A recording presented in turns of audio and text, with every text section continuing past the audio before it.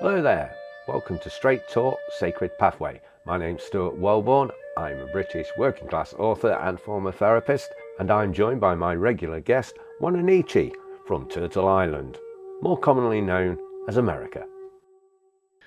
G'day, Wa-Na-Nee-Che. How are you today? I'm doing fine. Good, good. How's your weather? It's cloudy. It's supposed to be rain showers for the next 5 days during the evening, but not during the day. We've had sun, and it was meant to rain. We've had some questions come in, and I'm going to start with one from YouTube. Let's see if I can pull that up without looking weird. Yes, it is from, I still have to put my glasses back on again. From Rangman197. He has a question. He saw you, oh, he saw you a few years back talking about the number 144,000. This is a number that particularly interests him. So he would like for you to go into detail about the significance you personally think that 144,000 holds. Okay. It's funny because Linda kind of asked the same question, and I came up with an answer. I told him when the Earth was formed, the star people, which basically took a shape and form, came to the Earth and they started experimenting with energy, life force energies, and started to create different animals upon the earth. But their experiment in somewhat failed because they did not get the results that they wanted. So they left and then they came back and they start putting the life force energy again into everything upon the earth.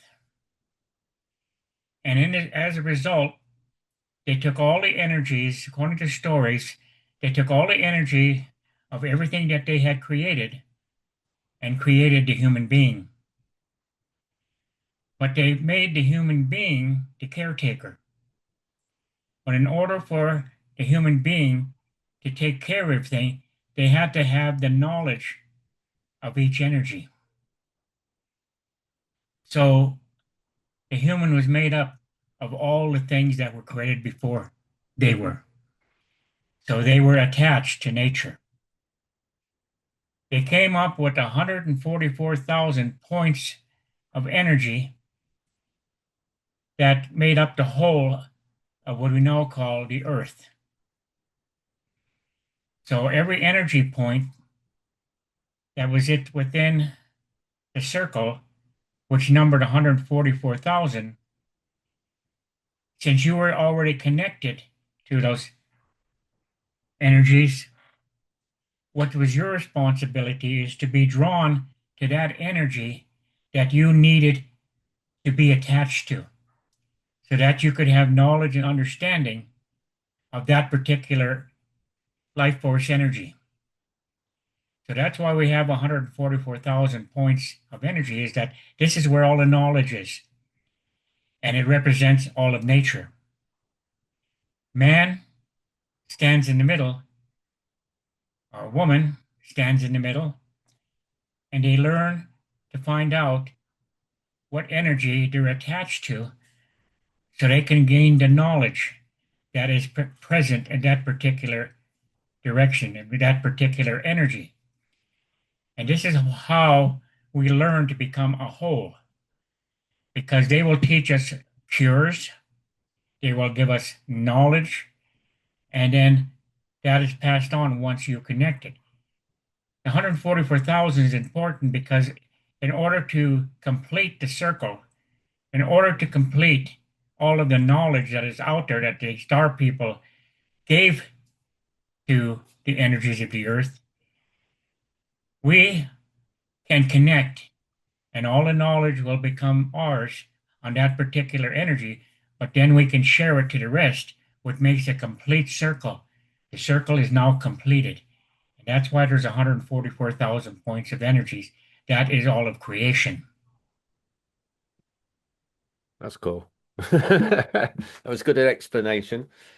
And then they're starting to find all kinds of evidence in South America of things that were not supposed to be there because they weren't advanced enough to develop. And they're starting to find out now they found a tribe in South America, which is now Colombia, that there was a race of people that were not connected to the human race as we know it.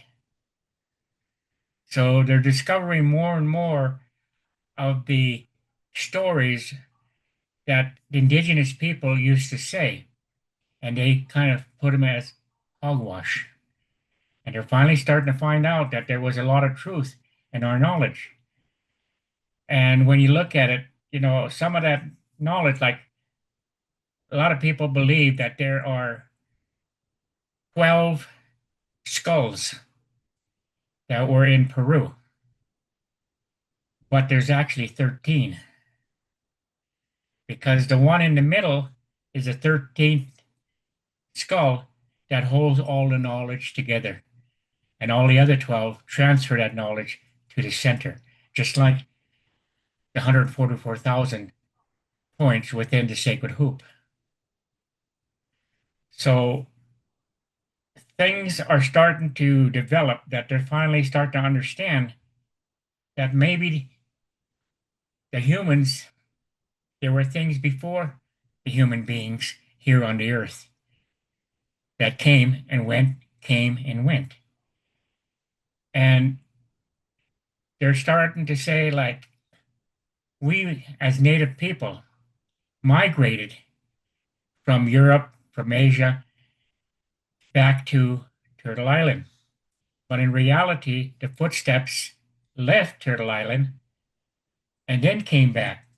And they're trying to base that the native people migrated because of the bridge between Asia and America, Turtle Island.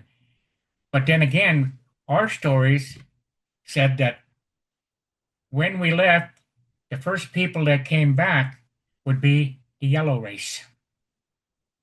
And they would come across the Bering Strait and they would settle down in Canada or Alaska, Canada, all along the west coast and down into Mexico.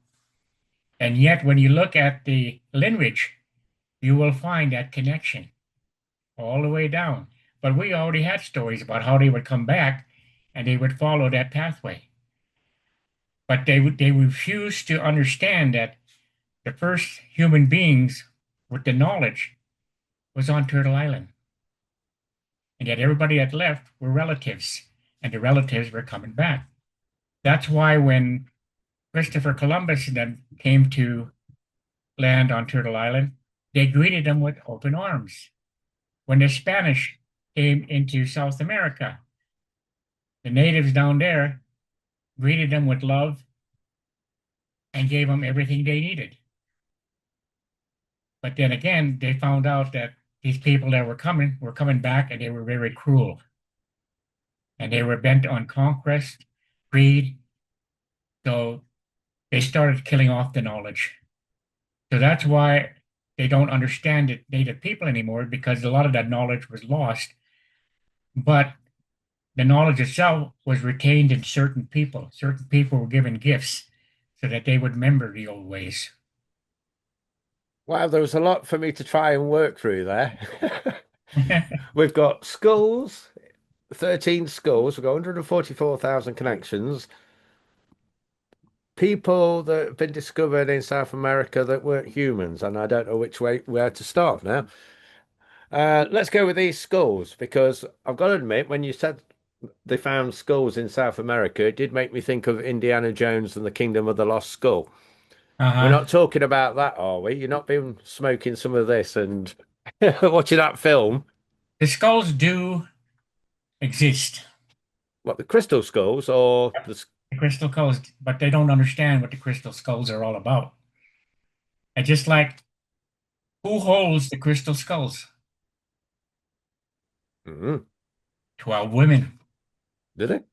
Yep. So they're real. They're not just made up for the film then. It's female energy. The 13 stone that sits in the middle is a male energy. And that basically they used at the center to spread the knowledge to other people. So where are these skulls now then? They're hidden. They say I don't think they really have found any yet that are the real skulls. Hmm. But I think one day they will emerge. Okay, just to stay with this then. Was Indiana Jones film based on some indigenous story then?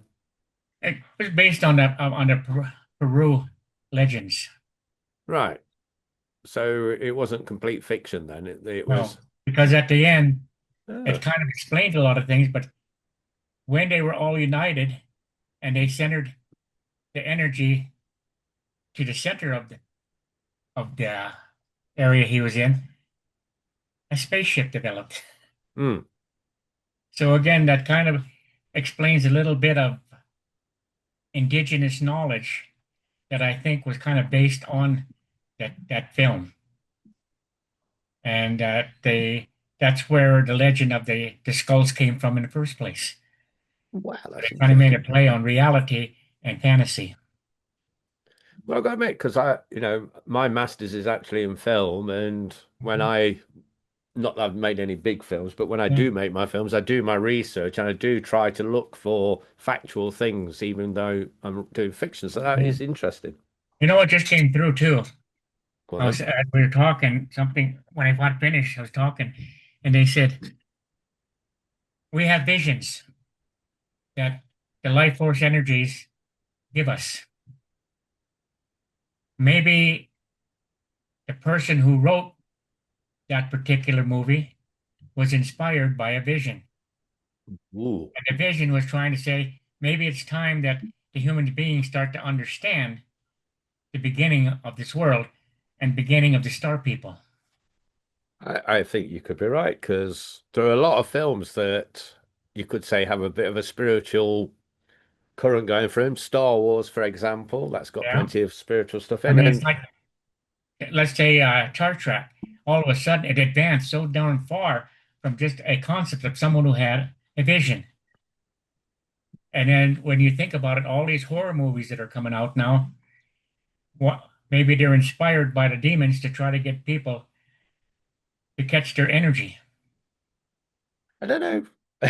I the problem is though, in Wa-Na-Nee-Che, I most of the films I've made are horrors. However, m most of mine have this karmic element where the people that get their comeuppance tend to Yeah. deserve it.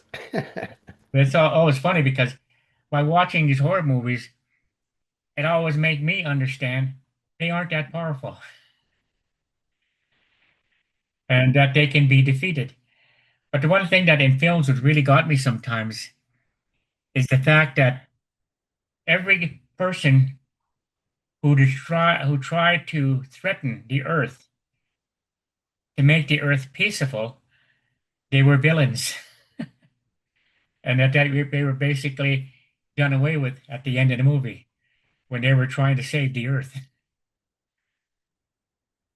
Kind of like it's the wrong message I think they were giving out because all they want to do is threaten the earth to say either you're going to have peace or we're going to blow you up. Yeah, but that's what I mean. A lot of movies that came out where the person that was the villain was trying to save the earth, trying to bring peace back to the earth, and none of them succeeded. No. Okay, so we've covered the skulls, and you said earlier in your description there were people found that were not humans or not connected to humans. Could you elaborate on that bit of what you were talking Well, about? what they were, they had human. Let's just explain that they had human form, but they were advanced more than the other human beings that were around them, and there was no DNA connection to them.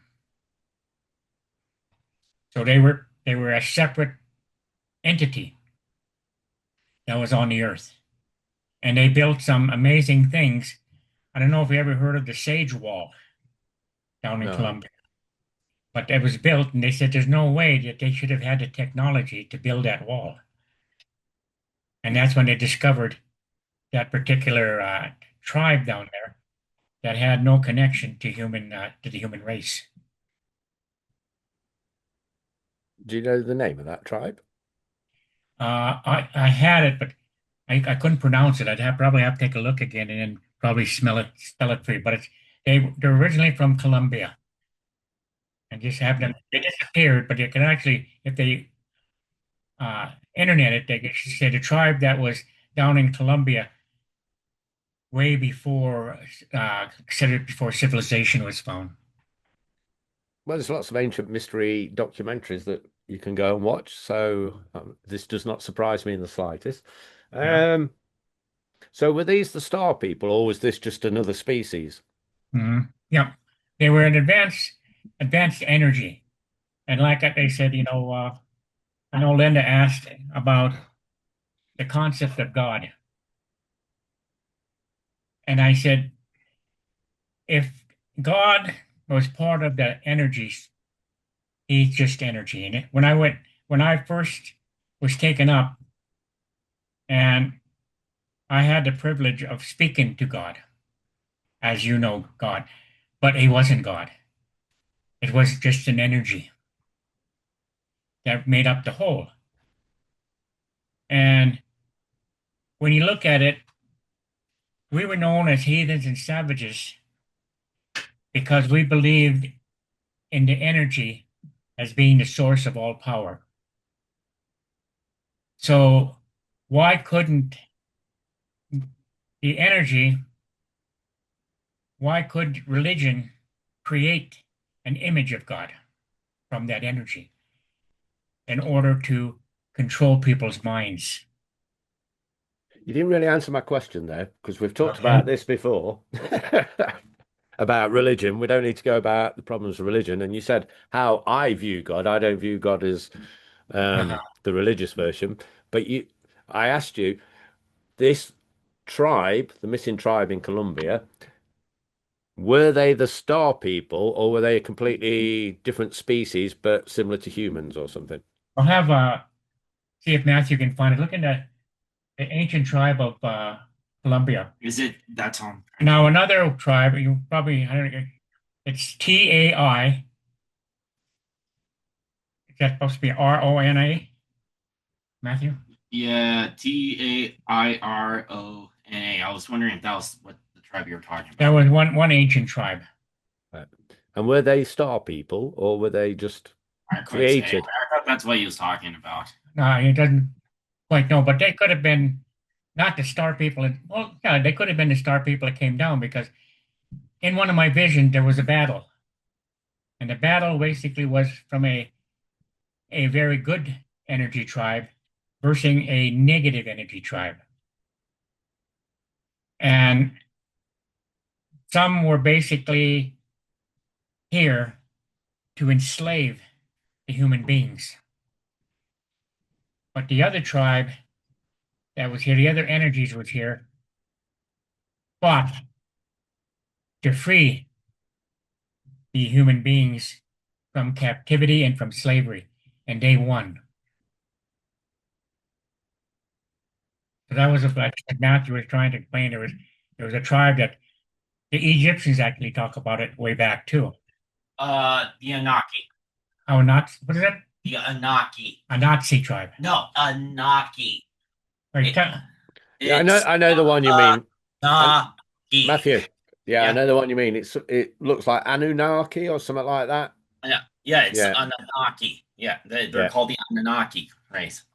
yeah. So though that same race, because I think they're supposed to be quite big, aren't they? Giant or something compared to Yeah. humans. Is that the same people then that were in South America, that tribe? Is that what? Well, apparently they are supposed to be in the Middle Eastern, including here in South America. There are other places that has the history of Anaki, but mostly it's in Somalian, North, down in Somalian more is where they found a lot of the proof, but there is proof here in South America as well.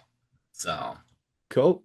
Cool. yeah, Yeah, Yeah. well, I mean, there'd probably be different names, wouldn't they? Because we have different languages at the end of the day. It's just Oh, like when you look at one of the negative energy too, there's other stories about Atlantis being a negative energy. And the energy that was in Turtle Island was good energy. They were I'm trying to think of what they were called here. I know it was Atlantis versus Lemuria. uh, Like not just that.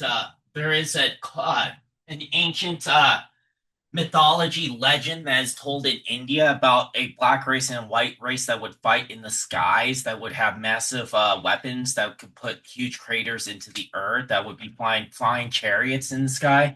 And this is actually an Indian old legend. Would you be surprised? And there is a chance that it could be connected to a whole Anunnaki situation that my dad was just trying to explain about the whole Atlantis and Lemuria situation, because it does make sense because they believe Atlantis was not too far in the upper corner of Africa, if it was anywhere around that area, not too far from the Middle East itself, because Aristotle and other astrologists have seen Atlantis or claimed to seen Atlantis in Greek mythology and stuff, as mm-hmm. well as Roman Herodotus. mythology. Yep. So, and when you put two and two together, yes, we have the history here in South America as well that is connected to the Naki as well. So that could be related to more of what my dad's talking about, the whole war between Atlantis and Lemuria.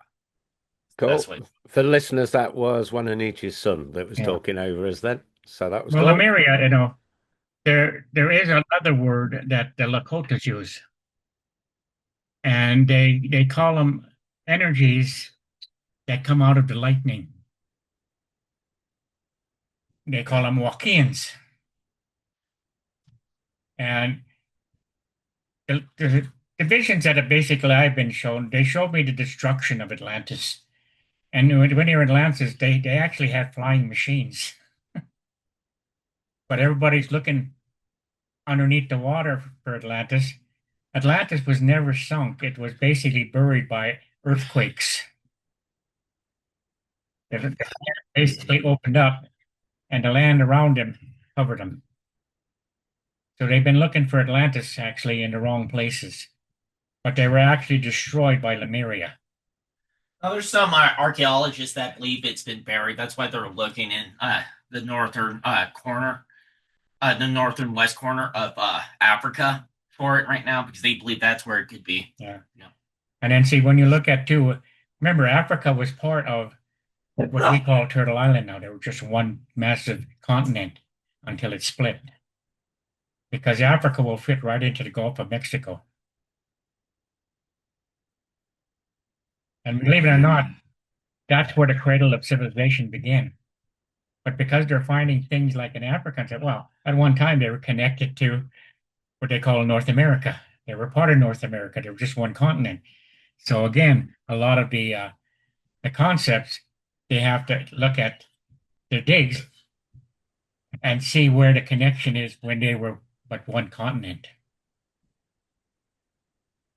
Okay, we're going a bit too woo-woo, I think. We're talking about people being around millions of years ago and giant races. Let's get back to something a little bit more It's like the earthy and energies modern. they can ask the question, but we're going to give our answers. Good answers, though. I like the answers. Yeah. We could talk about this Well, they're for trying to get so hours, much but information out. It's unbelievable that the things that's coming through to me now is that they have to try to get the information out so people will hear, people will listen, and people will come back to the sacred hoop. They're trying to give the human beings a chance to redeem themselves. And whether or not the human beings take that chance, it's entirely up to them. well, exactly. Well, not to deflate your ego here, but there are millions of people around the world that are on that kind of peaceful, loving path, like the Buddhists and like yogis and stuff. Mhm. So there is lots of people going that way. But I agree with you. You need to get people need to be asking you questions. And on that note, I'm going to ask you one of Linda's questions. We ain't got that much time left. We've probably got about 10 minutes. So we're going to go back and just talk about your ancestry. One of her questions was, or I think that should be why do indigenous people dance? Dance. Yeah, it's a good question. The dances basically, again, came from watching nature. That's why you have a grouse dance. You have a sneaking up dance. Watching, say, for instance, an animal sneaking up on its prey. Watching nature itself, watching the movement of a tree, watching the movement of the grass. Again, the grass dance. So you got a lot of the dances and everything came from watching nature. And one of the things about nature too is that nature works in more of a vibration as well. If you ever notice that Native Americans, when they dance in a rhythm of vibration to connect to the vibration of the world itself. Because, like my dad says, trees, rocks, everything do vibrate. And if you know how to vibrate correctly with it, that's what the dance is for. Does that make more sense? Oh, I know all about that. I'm Yeah, just putting the so question to you. it's about connecting to that rhythm of nature. So Ah, there you go. when There's the you answer. do The a dance, connection. Yeah. they're dancing in a vibration, like when they dance with their feet and stuff, they're slamming it on the ground. They're creating this Yeah. vibration to communicate with nature. Yeah. So dancing is a formation of communication, just like bees, right? Yeah. Just like nature, when basically, again, look at the vibration that is produced by the animals, by the birds and everything. When they want to mate, they have certain dances. So again, when we watch nature, we like those dances, so we repeat them. It's like a hummingbird, right? If you watch a hummingbird will go to a flower, the flower will be closed, it'll vibrate its wings at a higher frequency, and the flower opens, then it goes in and out, it goes to the side, it's dancing with the flower. And then at the same time, it gets rewarded by taking the nectar. Cool. So we What know was it's the about. last question?